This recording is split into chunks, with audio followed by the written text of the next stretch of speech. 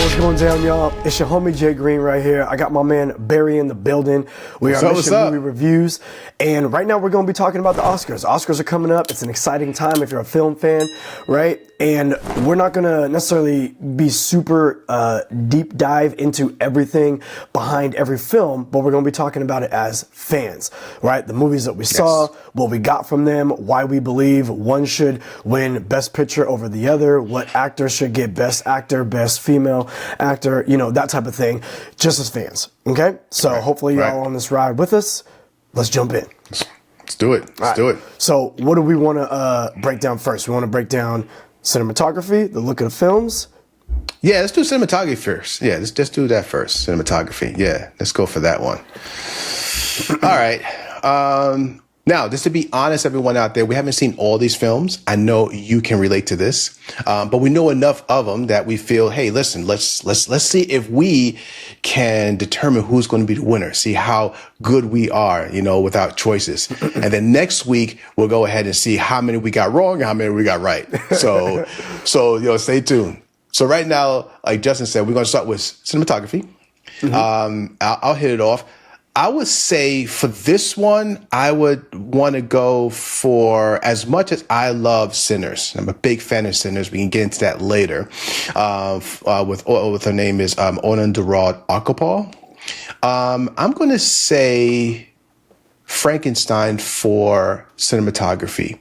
Everything that was supposed to be cold looked cold. Everything that was supposed to be dirty felt dirty. You know, and anything that felt like warm was very, very warm. So every environment that the actors were in, every environment that was created, the cinematographer did a really good job to kind of, make you feel what the characters are feeling in that moment or in that place or in that environment. So I say Dan Loston will probably be the one I see may get this cinematography award, the Oscar. Yeah, I agree. Frankenstein was a beautiful film. I can't remember if, because that was a Netflix original, did they put that in some theaters or was it just on Netflix? It was in theaters for 2 weeks and then they dropped it on Netflix.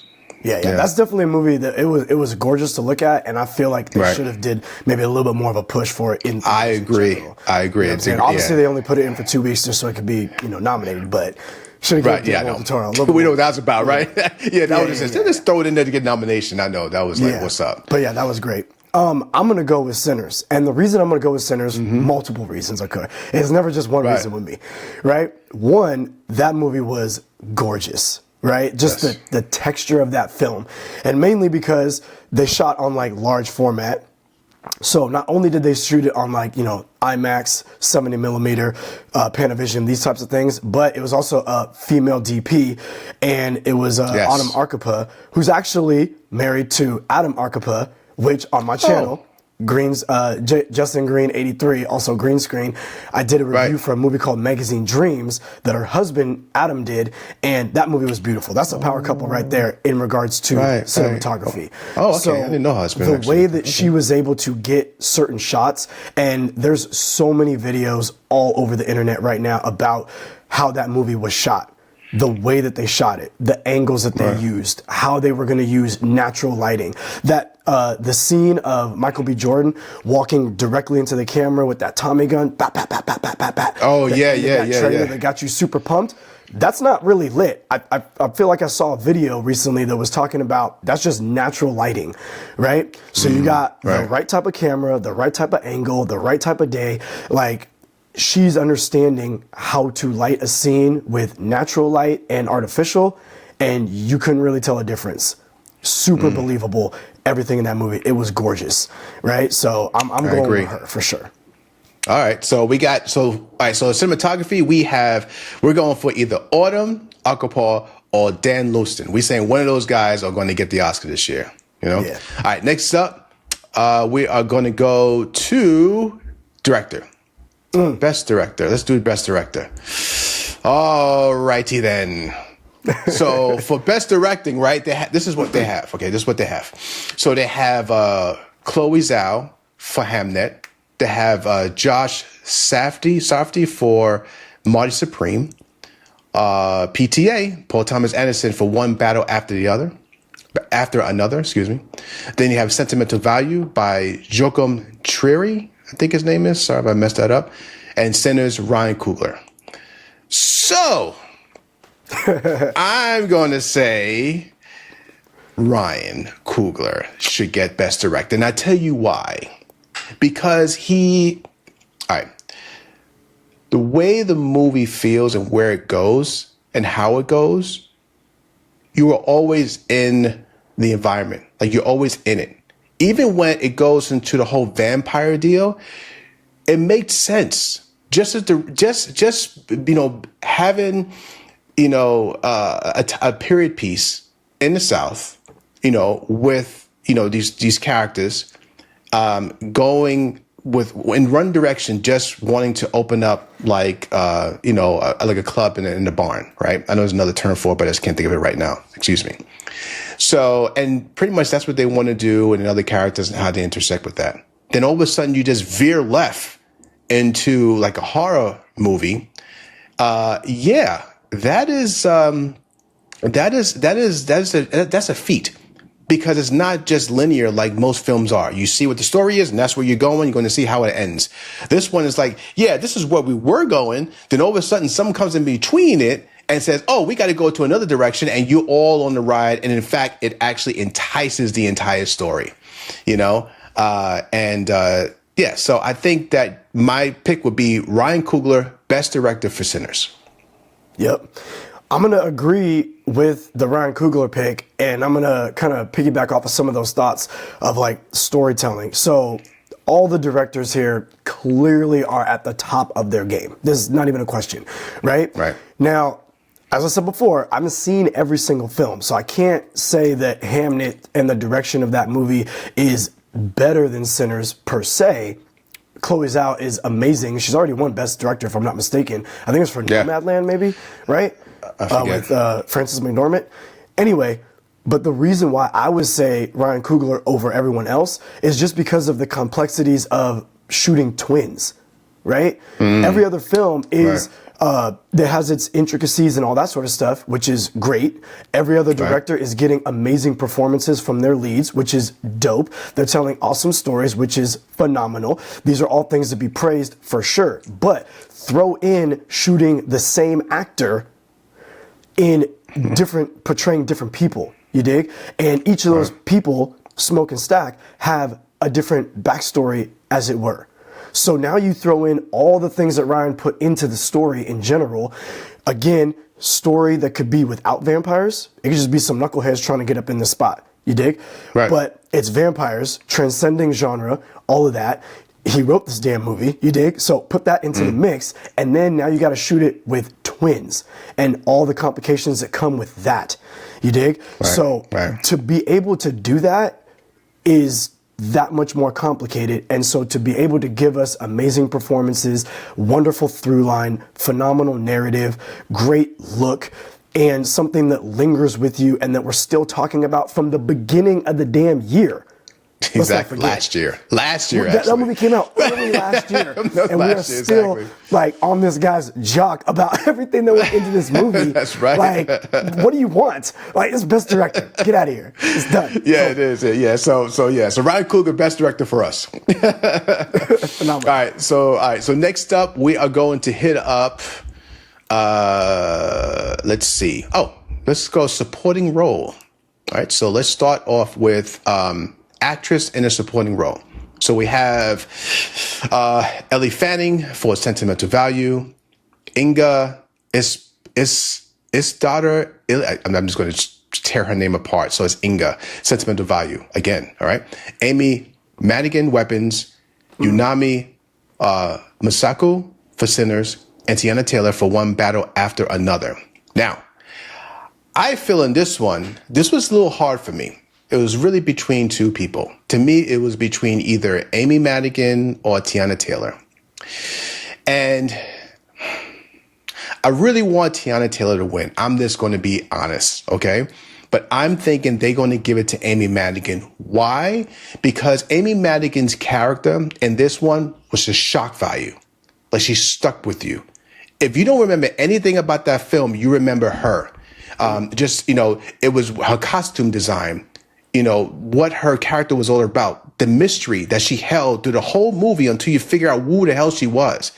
In the other films, you pretty much know who these people are, and you're just kind of figuring out, okay, how they're going to end it or where they're going to go. But with Amy Madigan's character, you knew kind of what she was, but you didn't know everything until the very end. And on top of that, just her having these kind of like two faces on who she was and who she was hiding, who she was, the face that she was, portraying. And I think the costume, of course, helped with that, because she was like, whoa, like this is an odd woman. But, it was, she played a role much deeper than they were showing her persona to be as a character. And I think she really sold that, especially toward the end. So, I think they're going to go for Amy Madigan in Weapons. Yeah. I would say I too would love for Teyana Taylor to get it, because I think that while Teyana Taylor's maybe not like a lifetime actress per se, she is just has so much talent in all areas of life. She's so talented. And I did a review on my channel years ago for a movie called 1 in a Thousand, if I'm not mistaken. And it was like, she was playing like a single mom or someone who gave her child up for adoption or something like that, and then like got him back. But she was really great in that film. And I've seen her be great in movies, and she was phenomenal in her role in One Battle After Another. But she was not in it for that long. You dig? And while she definitely had some layers to her character, maybe that character could have been played by just about anybody. She did a wonderful job with it. I personally, while I love Teyana Taylor, I would give it to Amy Madigan. And the reason I would give it to Amy Madigan is because from the moment she was on screen, there was a mystery to her that you felt through her performance.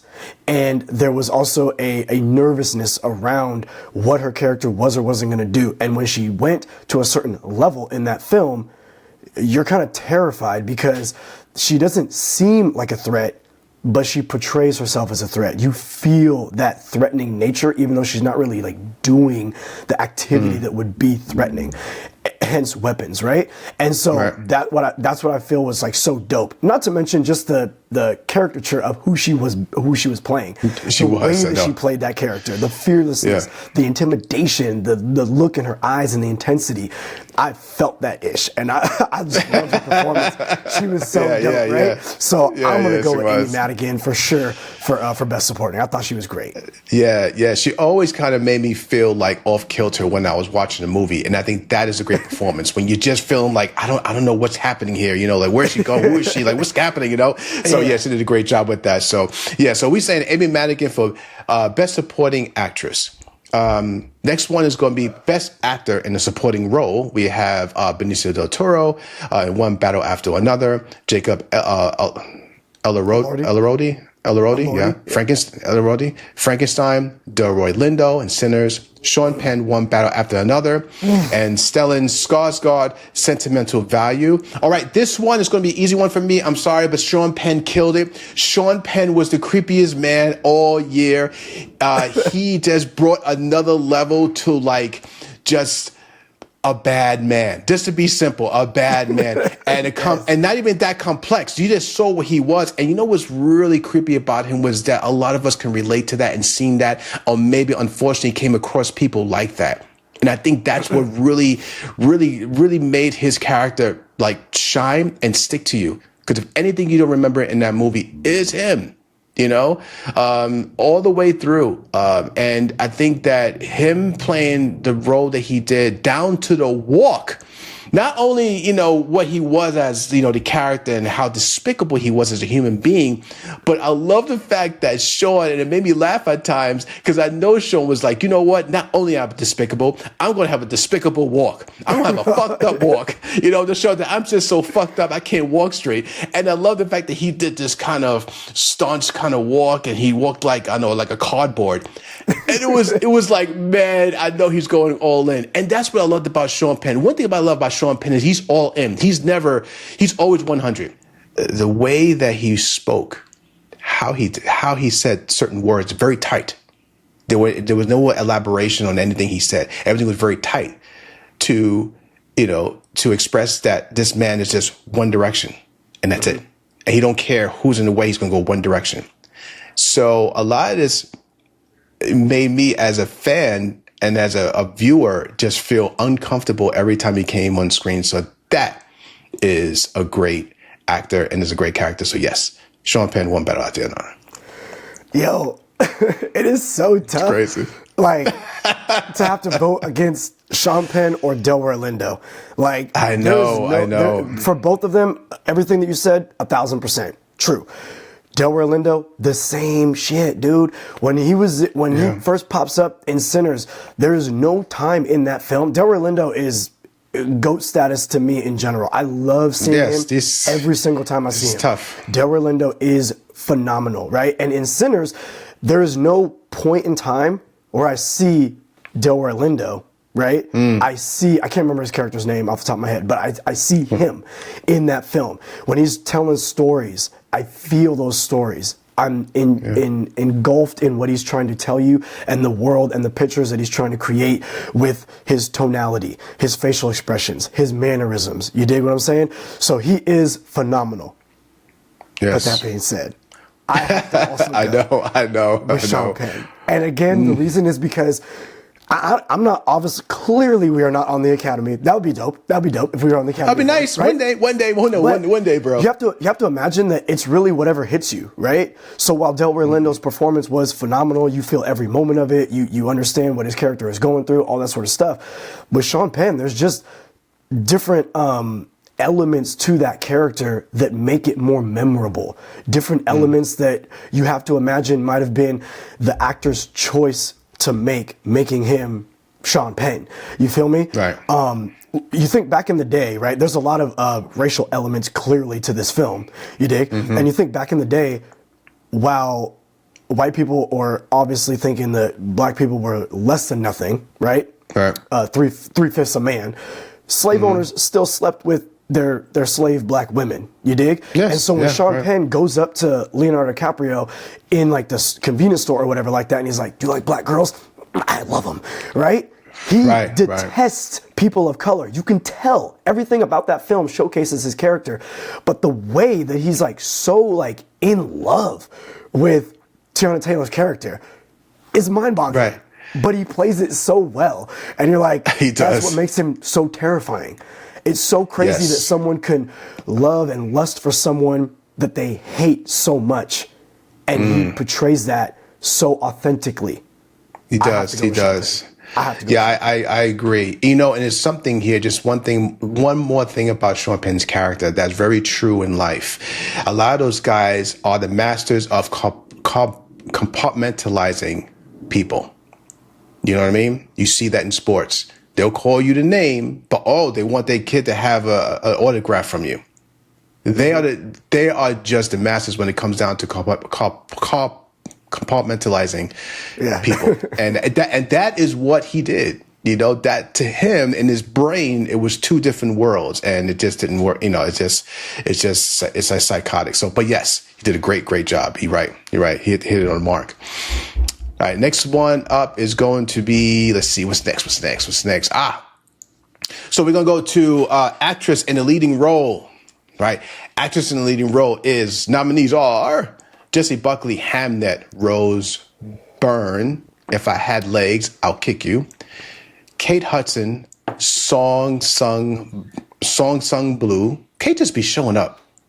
Like that's one actress just be showing up. You don't see her for years. Next thing you know, she pop up and then she nominated. I'm like, where's she coming from? I gotta give her props for that. And then we have Renate Rensby, if I said that right, I'm not sure, with Sentimental Value, and Emma Stone Begonia.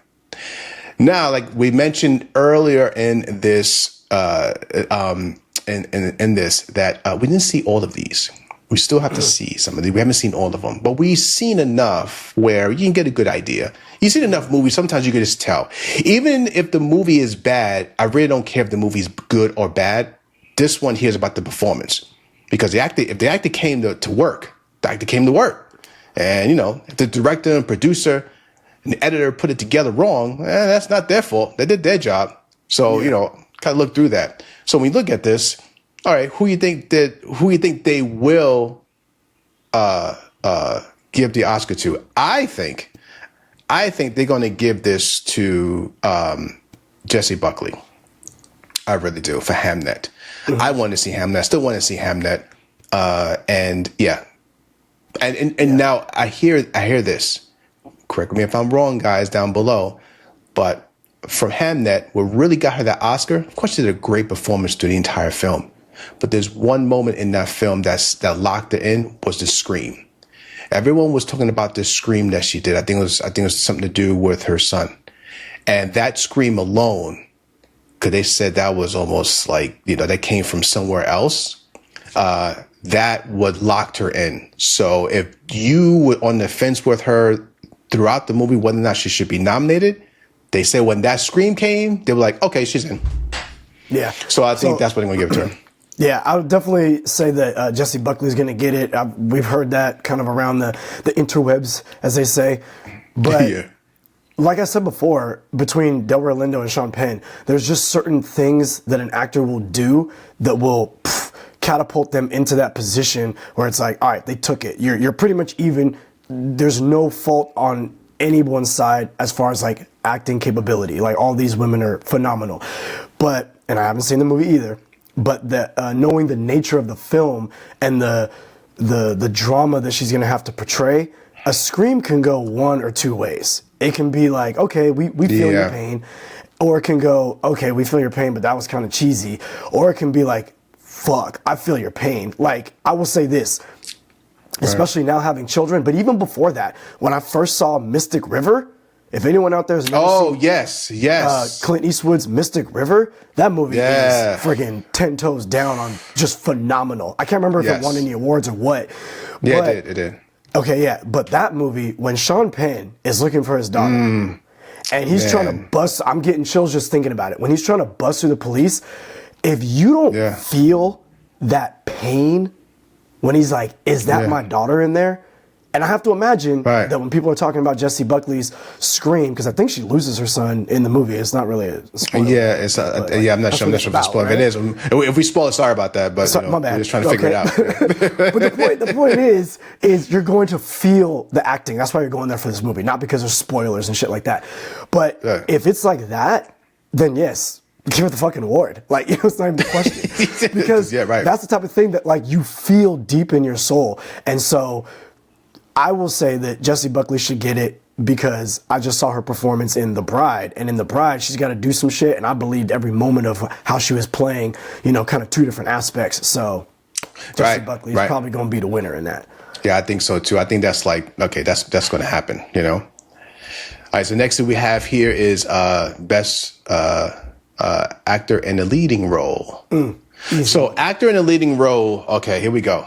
So nominees, Timothée Chalamet, Marty Supreme, Leonardo DiCaprio, One Battle After Another, Ethan Hawke, Blue Moon. I want to see that too. I didn't have a chance to. Michael B. Jordan, Sinners, and Wagner Moura, The Secret Agent. Now, I haven't, okay, this is what I think about this category. This can go one or two ways, actually three ways, really. It can do this. One, they can go ahead and say, hey, you know what? Let's get it to Timothy. He was nominated before. He got some awards. Let's just shore it up. I'm quite sure he's going to have some other chances in the future. So let's throw him in there. And it helps with the younger demographic to pull in. That's one thing when it comes to business with this. I can see that. The other thing is I can see them saying, let's give it to Michael B. Jordan strictly because he deserved the damn thing. Playing two roles, the nuances he has in those two roles, because like they say, he could have taken the extreme on both ends and he didn't. And just balancing that throughout the entire movie, that's something else. But then I can see this. I can see him saying, let's give it to Wagner Moura, The Secret Agent.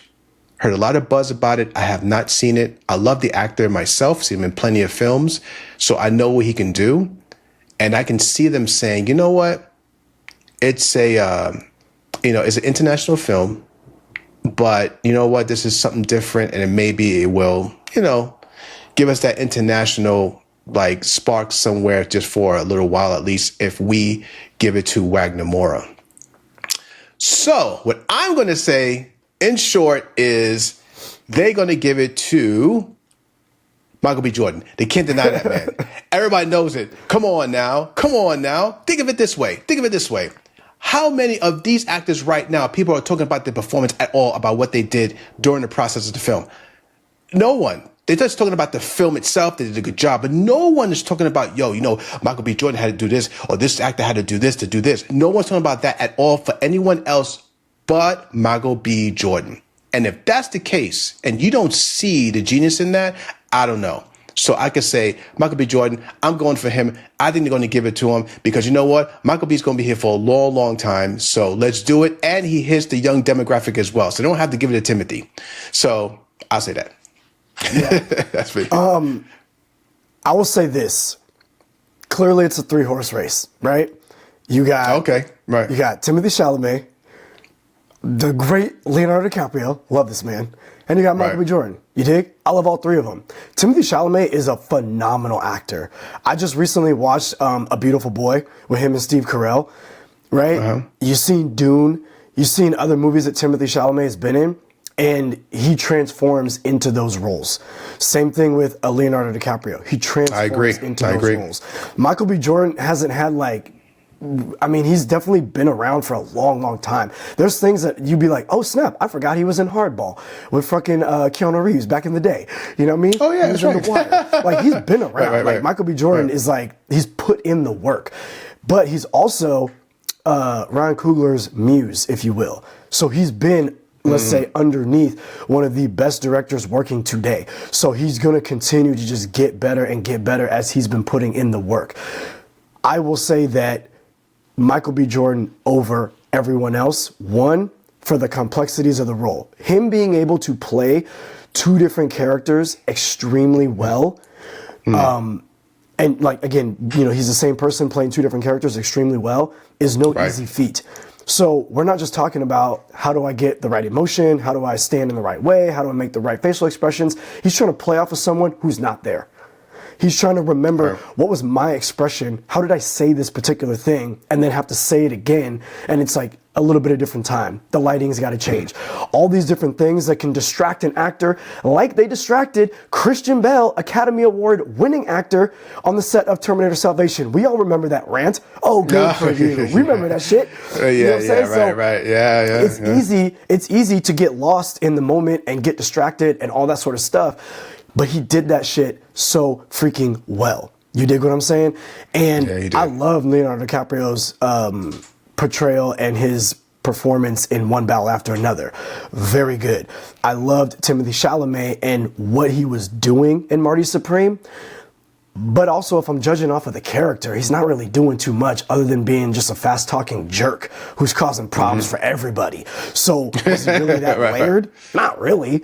You know what I'm saying? Oh, that keyword layered. You're right. Layered, right? Not really. He didn't have much to do other than just win what he wanted to win and get where he was trying to go. You feel me? Right. Michael B. Jordan, he had two different people with multiple layers on each side of them that he played extremely well. He is the best actor of the year. That's it.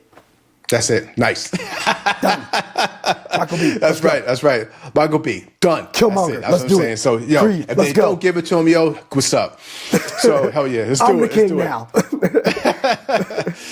So, all right. So he's the guy for us. So we're going to say Michael B. all the way. All right. Now is the big dog, or one of the big dogs, actually movie of the year.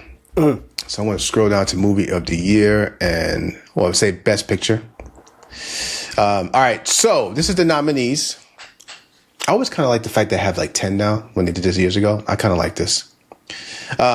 Begonia, F1, Frankenstein, Hamnet, Marty Supreme, One Battle After Another, The Secret Agent, Sentimental Value, Sinners, Train Dreams. All right. So it's one of two ways with this one, I feel. So I think, number one, Sinners should get it. All right. I think it may go to One Battle After Another. And I'm going to tell you why for each of them. Number one, Sinners should get it just because of what it did. Now, I'm a filmmaker myself. I love the action, sci-fi, fantasy, and horror genre, obviously, right? But it's a genre where we could put other genres in it and it still be the genre. We're the only genre that can do that. Ryan Coogler knows that. And Ryan Coogler did that. You know, he put drama. He put a little more romantic comedy in there, a little bit here and there, you know? Then he put horror in there, a little fantasy, and then he put a love story in there. He put everything in a film, and it worked. And on top of that, as we said about Michael B., Sinners is the only movie that has a scene, right? That's done, I mean, chef's kiss, like incredibly well.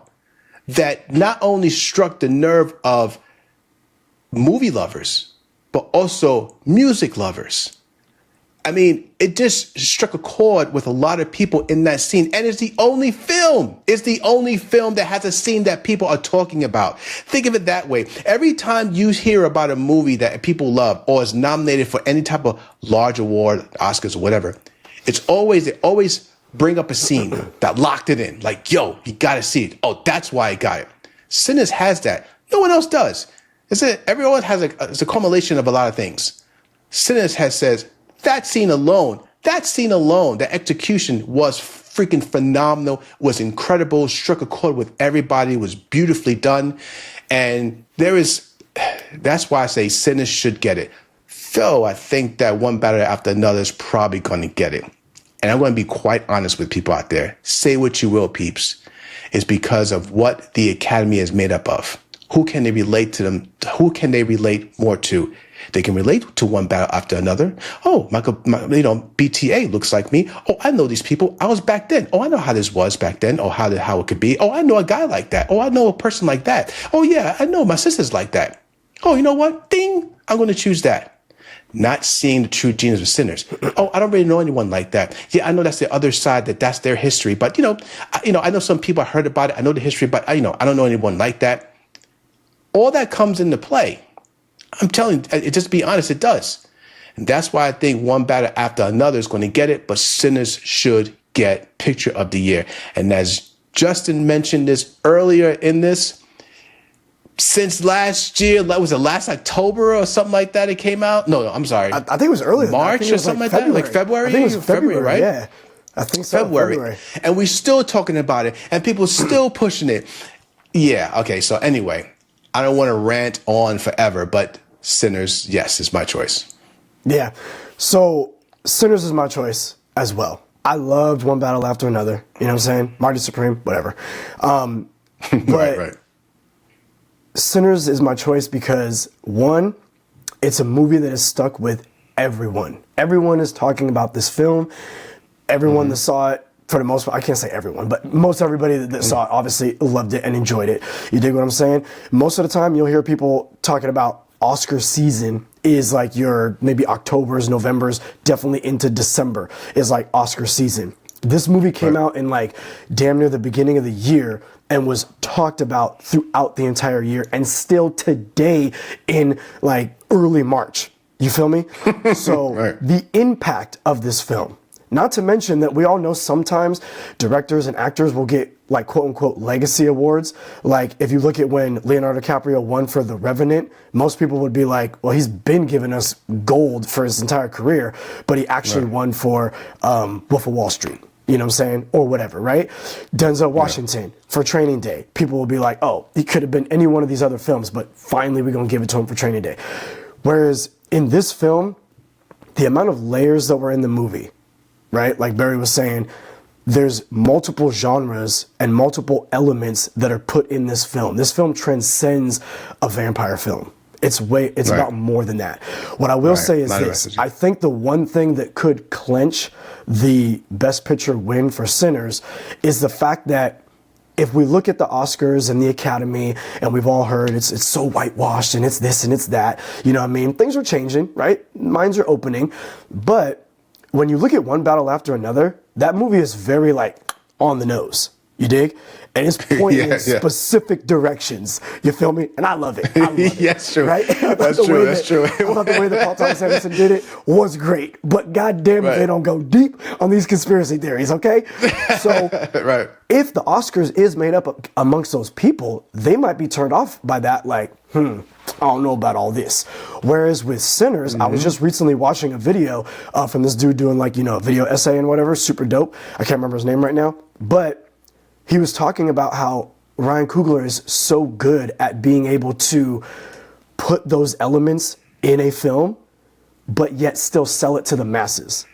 And you look at a movie like Black Panther, think about the elements of black culture and family, love, lies, deceit, all those things that Right. were in there, but it's kind of under the facade of Disney and Marvel. And you don't really notice it unless you're kind of paying attention. So Sinners is that way. There's so many things about like the music, the historical elements of that film, where they're coming from, what's really going on. However, it's kind of melded so well, crafted so well, written so well, directed so well into the genre of a vampire story, into some love and some romance and some lust and all that sort of stuff, that it might go over some people's heads, however still land in a memorable fashion. That's why we're still talking about it a year and some change later. So No doubt. the ability for the acting to come through, the music, the score, those elements that might just be a thought in your mind, like, hey, what if I did a scene like this? How do I even film that? And for it to be executed to peak verisimilitude, peak believability, it's not even a question. Like, come on, man. What do Right, you want? right. What do you want? Right. You know what I'm saying? And then Right, again, right. all the people behind the movie, like I said, first female DP to work with large format, right? IMAX, right. 70 millimeter Panavision. We're talking about Ryan Coogler, his writing capabilities, the acting of Michael B. Jordan to come through, Delroy Lindo, everyone else. Like, there's no question. Sinners. Yeah, baby. you're right. No, you're right too, man. And even though Michael B. Jordan, is nominated, everyone remembers him in the movie. But you know what? That's an ensemble cast. Like, everyone was cooking in that movie. You can pick someone from any part of that movie, and they were great. Like, it was such a beautiful mixture of great characters and great actors coming together to tell this story. I mean, including the vampires. Everyone just worked well with each other. Everyone looked like they should have been where they should have been. And on top of that, if you want to add it, the music was a banger. The music was beautiful, was fire, for real. So they should be nominated just for the freaking soundtrack. You know what I'm saying? So, I mean, they not, but I mean, yeah, they should be. So, but yeah, I agree, bro. I mean, I think Sinners should be it. I can see them going one battle after another just because, I don't know, it's a little safer or whatever. But if they really want to kind of say, hey, listen, we really are thinking about the future, because Oscars always had an issue with just trying to get a large audience again, as they used to have, and they've always been fighting that for over the years. And they've always been trying to kind of do some things to kind of get in the next generation to start looking. I think that if they hit Sinners is that next generation, if they really want to do it. And it's not saying just because of that, like I just mentioned about marketing, but really is about, like, it deserves it. So yes, Sinners, bro, you're right. Now I gotta say this. Correct me if I'm wrong. Sometimes I forget what I said just moments ago. But I feel like throughout this entire time, neither one of us, we're two black men, but neither one of us had specifically said that someone should win because they black. However, That's true. However, that would be dope, right? But the reason I'm saying that is because when you look at a movie like Sinners that has been talked about for so long, and it's like, if Michael B. doesn't get it, you could see it as a snub because he just got Best Actor at the Actors Guild or SAG, whatever they changed the name to it. Oh, yeah. So he just got Best Actor. So that happened with Ben Affleck. That happened with Ben Affleck in Argo, where he was winning all these awards, and then he didn't get Best Director at the Oscars. So people look back at that and be like, Ben Affleck got snubbed. So to that degree, if Sinners wins all these awards and Ryan Coogler doesn't get it, people are going to be like, Okay, Best Picture, but no Ryan Coogler. If Sinners is winning all these awards and you don't give it to Michael B for all the complexities, there's going to be that debate. It is what it is. Whatever's going to happen is whatever's going to happen. However, if the Oscars do pick Sinners and they do pick Michael B, then you're going to have the argument on the other side of the fence of like, oh, they only did it because of this. The same reason that when Black Panther came out, people were like, oh, is it just because it's all, an entire black cast, things of this nature? What's black excellence? There's always going to be that debate on either side. Right. So again, while I would love for Ryan Coogler to get it and Sinners to get it and Michael B to get it because these are black men doing great things for the black culture and community, but they're also, more than that, phenomenal creators, filmmakers, and actors that deserve their shine and deserve to be recognized for the challenges that they've overcome to give us great art. The end of it. The end. So it's going to be a fun debate afterwards, but and I can see, you know what? You're right. And I can see the Oscars just doing stuff just to cause controversy, just to cause talk, because they want people to talk afterwards anyway. Yeah. So that's why you can see us. That's why we say what we say, guys, is that, you've seen this in the past. If anyone's seen the Oscars over the years, you know how they do. Sometimes they just throw a wrench in there for people to talk afterwards. You know what I mean? So that's why we say, listen, we know Sinners should win. I understand if one battle after another wins. I'm not mad at it. Like, if it wins, I'm not mad because it's a hell of a movie. It's an incredible film, no doubt. It deserves it. But, I'm leaning more on Sinners. It's just more complex, man. It's just more complex, man. I'm sorry, but, and you know what? I just got to add this to a lot of these films. And it's not a stub on the films. I'm not trying to say anything bad about the film. It's not at all. But when you look at any film, any actor in the film, for example, right? And when you look at the actors in the film, if the actor, to me, because they're an actor, are not acting too much out of their own personality, it's not acting as much. If they are acting, they're doing a role. But if they're not out of their personality, their normal personality as much, then you're not really pushing the envelope. You're doing your job, you're getting paid. Okay, cool. And, you do it, and your movie happens to get nominated. Well, it's not, you don't control that. It just happened. But when you look at, okay, being nominated for something, is it really pushing it? Are you really doing this? You know what I mean? And I just have to add this too. I got to add this too. I'm tired. As we know, we love fantasy. We love action and everything else. We need more action films, more fantasy films, more sci-fi films nominated for the Oscars, because to tell you the truth, it requires a lot more pre-production, a lot more safety regulations, a lot more physical prep from the actors, and they never get any type of notoriety. Like you look at a horror movie, those poor actors, they have to go through all of this screaming and blood on top of them and running through things. And, the crewmen have to be physically fit just to kind of keep up with everything that's demanded in that set. You look at a Marvel film, the hell with the Marvel films alone. If you look at the BTS behind the scenes on those, just to do that, just to kind of get that across the line into the theaters and to create a narrative that not only, of course, is fiction, but to make it where you believe that this is real. You believe and are inspired by these fake characters. That in itself is a feat in writing, directing, and producing. Not just sitting around in a suit talking at a bar and I get an Oscar. I'm sorry. It's just the way it is. It's truth. You know what I mean? Because I've done it for a while, not on a big scale. It's not like I'm some big Hollywood person. I'm not. But do one. And then you see what I mean. So we always say this should put them a little more. And I'm happy that stunt performers are going to be in the Oscars. So thank goodness on that. Thank goodness. Because those people deserve it for all these years. So I just had to put my 2 cents into that. I love the Oscars anyway, but I'm just saying, just need to add a little more to it. That's all. Yeah. Real quick, promises real quick. Last thing I wanted to add is that when you look at One Battle After Another versus Sinners, One Battle After Another, while it's great, you're going to see Leonardo DiCaprio, Benicio del Toro. They're phenomenal.